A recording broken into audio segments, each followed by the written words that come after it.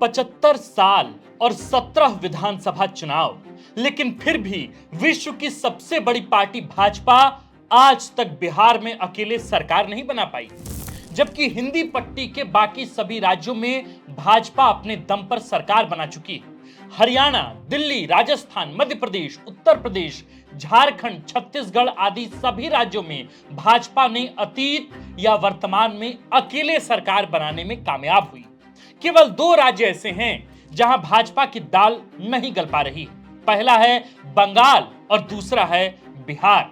बंगाल को फिर भी हम हिंदी भाषी राज्य नहीं कह सकते, वहां का राजनीति भी अलग है, लेकिन बिहार हिंदी भाषी राज्य होने के बाद भी आज तक भाजपा के प्रभाव से दूर कैसे है। जिस पार्टी के बारे में कहा जाता है कि जहां थोड़ी भी संभावना हो वहां वे सरकार बना लेते हैं, जो पार्टी शाम दाम दंड भेद सब कुछ आजमाना जानती है, जो पिछले 11 साल से केंद्र सरकार चला रही है और जिसके पास सबसे अधिक संसाधन, सबसे अधिक समर्थन, बल और संपत्ति है, जिसके पास आरएसएस जैसा बैकअप है, जिसके पास कथित चाणक्य हैं, वो पार्टी बिहार में नीतीश कुमार के समक्ष नतमस्तक क्यों है?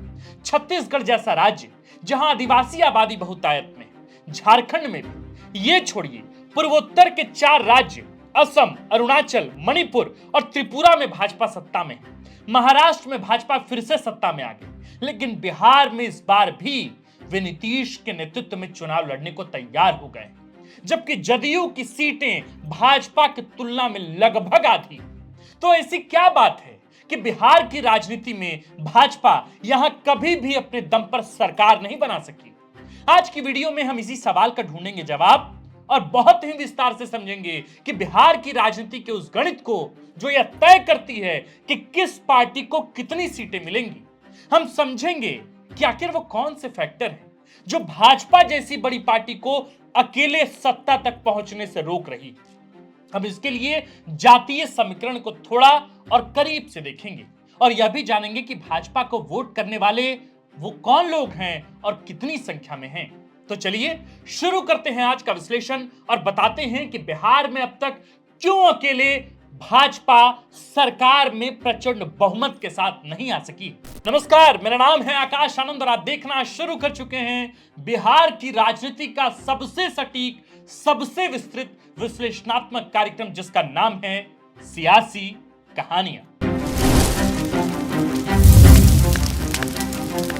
बिहार के मुख्यमंत्रियों की जब हम सूची देखते हैं तो 3 पार्टियों प्रमुखता से दिखती हैं, कांग्रेस, राजद और जदयू। आजादी के बाद से 1967 तक यहां कांग्रेस के मुख्यमंत्री रहे। 1967 में जन क्रांति दल के महामाया प्रसाद सिन्हा और 1968 में शोषित दल के नेतृत्व में सरकार बनी। 1968 से 1970 के बीच 3 बार सरकार बदली और तीनों बार कांग्रेस के मुख्यमंत्री रहे। 1970 में 162 दिनों के लिए सोशलिस्ट पार्टी की सरकार बनी, लेकिन फिर सरकार में कांग्रेस की ही वापसी हुई और 1977 तक कांग्रेस ने ही शासन किया। 1977 यानी इमरजेंसी के बाद जनता पार्टी की सरकार बिहार में बनी, जिनके 2 मुख्यमंत्री रहे। लगभग 3 साल बाद 1980 में फिर कांग्रेस की वापसी हुई और 1990 तक उन्होंने शासन किया, जिसके बाद लालू राज शुरू हो गया। राजद ने 1990 से लेकर 2000 तक राज किया, जिसमें लालू और राबड़ी देवी मुख्यमंत्री रहे। साल 2000 में सिर्फ 7 दिन के लिए नीतीश कुमार समता पार्टी की टिकट पर मुख्यमंत्री बने और फिर 5 सालों के लिए यानी 2005 तक राबड़ी देवी सीएम रहे। 2005 से 14 तक फिर नीतीश आए, इस बार जदयू के बैनर तले। बीच में लगभग 7-8 महीनों के लिए जीतन राम मांझी रहे मुख्यमंत्री, फिर नीतीश कुमार उन्हें मुख्यमंत्री की कुर्सी से हटाकर दोबारा सत्ता पर काबिज हो गए। इस पूरी सूची में भाजपा का कहीं नामो निशान नहीं, जबकि भाजपा 1980 के बाद से अस्तित्व में है। एक्सपर्ट इसके लिए कई कारण बताते हैं। पहला कारण क्या है, यही समझिए।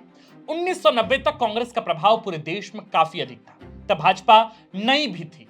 जनता पार्टी के टूटने के बाद भाजपा को खड़ा होने में थोड़ा वक्त लगा, लेकिन 1990 के बाद से बिहार में जातीय समीकरण नया रूप लेने लगा। यहां से भाजपा सीन में नजर आने लगी। लेकिन लालू ने जिस तरह बिहार के पिछड़ी जातियों का समर्थन हासिल किया और उसे सामाजिक न्याय का नारा दिया, वह एकदम से अद्भुत था। 15 सालों तक लालू यादव का परिवार सत्ता पर काबिज रहा, जिस बीच भाजपा की केंद्र में भी सरकार बनी, लेकिन बिहार में भाजपा दूरों दूर तक कहीं नजर नहीं आई। यहां तक कि राम मंदिर को लेकर चले आंदोलन के बाद भी भाजपा बिहार में अपना पैर नहीं पसार सकी। जब लाल कृष्ण आडवाणी अपनी यात्रा लेकर बिहार पहुंचे थे, तो लालू यादव ने उन्हें गिरफ्तार करवाया था। यह चर्चित किस्सा तो आपको भलीभांति याद होगा। माना जाता है कि इसी रथ यात्रा और राम मंदिर निर्माण को लेकर चले आंदोलन ने ही भाजपा को कई राज्यों में स्थापित किया और कई राज्यों में सत्ता की चाबी सौंपी। लेकिन बिहार में भाजपा की दाल नहीं गली। यानी अगर एक लाइन में कहा जाए तो भाजपा के हिंदुत्व के एजेंडे पर लालू का सामाजिक न्याय भारी पड़ा। अब आते हैं 2005 में। झारखंड बिहार से अलग हो चुका था और बिहार से आदिवासी केंद्रित राजनीति पूरी तरीके से खत्म हो चुकी थी। झामुमो, आजसू जैसी पार्टियां भी यहां से लगभग गायब हो गई और बिहार में 3 राजनीतिक ध्रुव बने, भाजपा, राजद और जदयू। हालांकि इन पार्टियां भी कुछ जाति वर्ग और क्षेत्र में काफी प्रभावी थी, लेकिन फिर भी राजनीति की सुई इन्हीं 3 पार्टियों के इर्द गिर्द घूमती रही। लालू यादव गिरफ्तार हो चुके थे, जेल में थे और तेजस्वी पार्टी की कमान संभालने को तैयार हो रहे थे। उन दिनों तेज प्रताप और तेजस्वी दोनों ही पार्टी की कमान संभालने को आतुर थे। उधर अति पिछड़ा वर्ग की राजनीति कर जदयू मजबूत होकर लौटी और 2005 में सत्ता पर काबिज हुई। बिहार ने नीतीश कुमार का उदय देखा और उनके विकास की चर्चा तेज हो गई। तब से लेकर आज तक गठबंधन कोई भी हो, लेकिन सीएम नीतीश कुमार ही रहे। क्यों? इसका जवाब भी सुनिए। क्योंकि 3 ध्रुवीय राजनीति में केवल नीतीश ही हैं जो दोनों खेमों में आ जा सकते हैं। मसलन भाजपा और राजद कभी एक साथ नहीं आ सकते और दोनों को सत्ता में आने के लिए नीतीश का साथ बेहद जरूरी है। हालांकि राजद के पास कांग्रेस जैसी पार्टी है जो फिलहाल कमजोर है, लेकिन बड़े संगठन के आधार पर अगर वापसी करती है तो 40-45 सीटें ला पाने में कामयाब हो जाती है, तो महागठबंधन बिना नीतीश के भी सत्ता हासिल कर सकती है। लेकिन भाजपा के पास नीतीश के अलावा कोई और चारा यानी कोई और विकल्प नहीं। रालोजपा या हम आदि पार्टियां उतनी अधिक सीटें ला पाने की स्थिति में नहीं दिखती, क्योंकि उनका वोटर वर्ग कम है।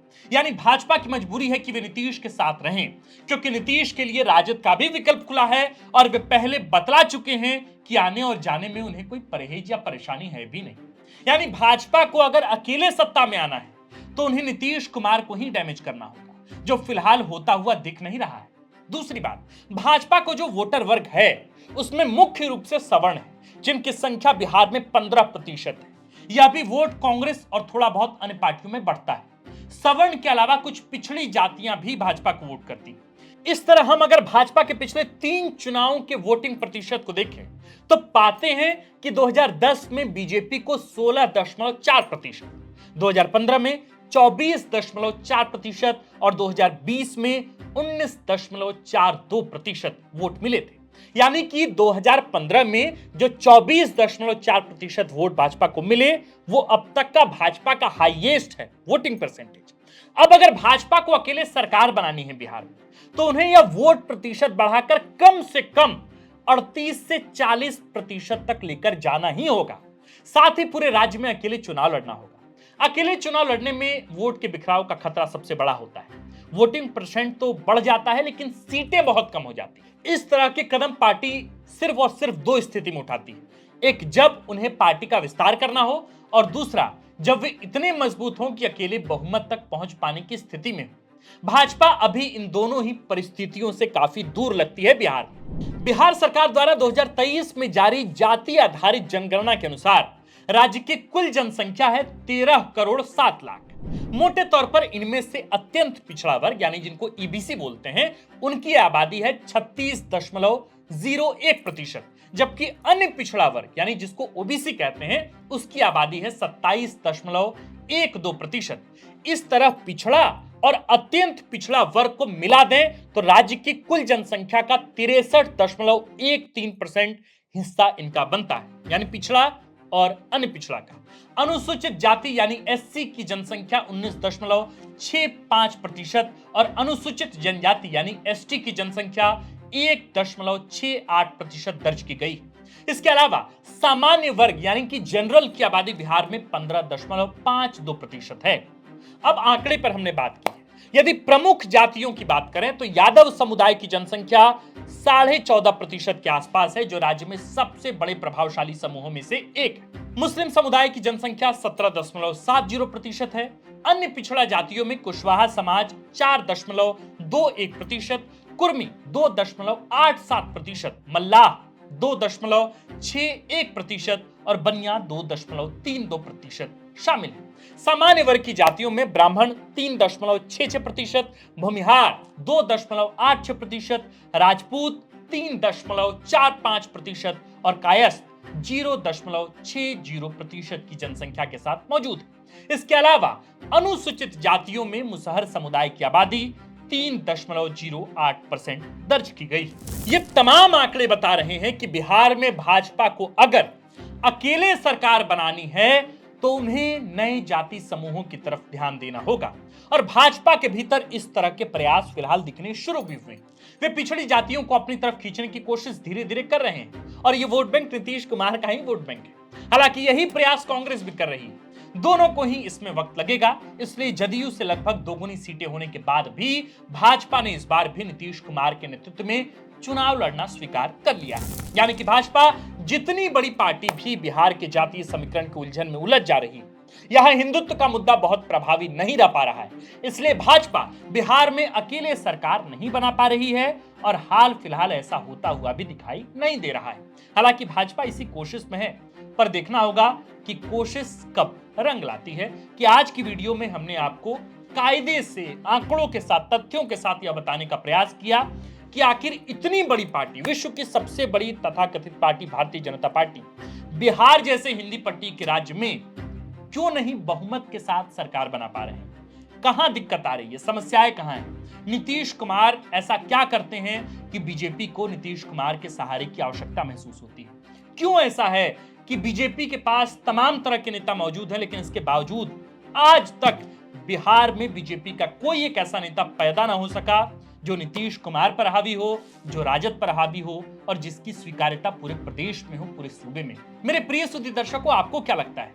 क्या हमने आज जितने भी कारण बताए हैं उन कारणों से आप क्या भलीभांति वाकिफ हैं? क्या आप उन कारणों से इत्तेफाक रखते हैं कि इन्हीं कारणों की वजह से बीजेपी आज भी बिहार जैसे हिंदी पट्टी के राज्य में एक तरफा या यूं कहें कि प्रचंड बहुमत के साथ सरकार नहीं बना पा रही?